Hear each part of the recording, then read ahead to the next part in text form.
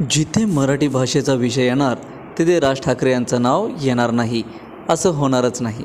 सध्या महाराष्ट्रामध्ये मनसेच्या मराठी मुद्द्यावरून बँकमध्ये होणारा खळखट्याक थांबवण्याचे आदेश स्वतः राज ठाकरे यांनी पत्रक जारी करून केले आहे.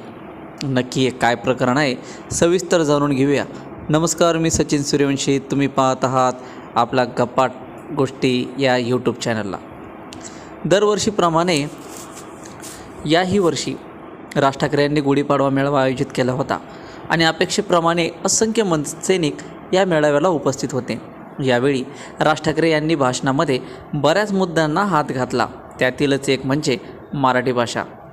आता राज ठाकरे यांची सभा आणि त्यामध्ये मराठी भाषेचा मुद्दा येणार नाही असे होणारच नाही. राज ठाकरे यांनी त्यांच्या भाषणात बोलताना सांगितले की महाराष्ट्रामध्ये राहत असताना प्रत्येकाला मराठी भाषाही यायलाच हवी आणि एवढेच नाही तर प्रत्येक बँकमधील कर्मचाऱ्याला मराठी येणे बंधनकारक असेल. त्या अनुषंगाने प्रत्येक बँकमध्ये जाऊन तर निवेदन देण्यास मनसे प्रमुख राज ठाकरे यांनी सांगितले होते.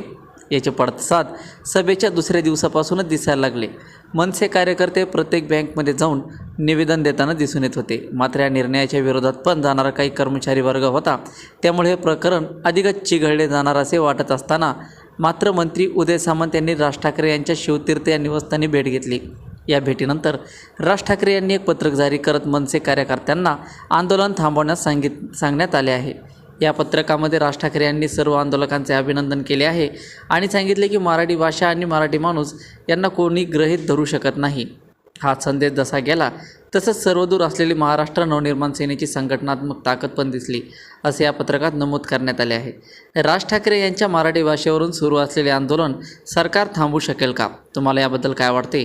आम्हाला कमेंट बॉक्समध्ये नक्की कळवा आणि आपल्या गप्पा गोष्टी या यूट्यूब चॅनलला सबस्क्राईब करायला विसरू नका. तसेच आपलं प्रमोशन या फेसबुक पेजला फॉलो करायला नक्कीच विसरू नका.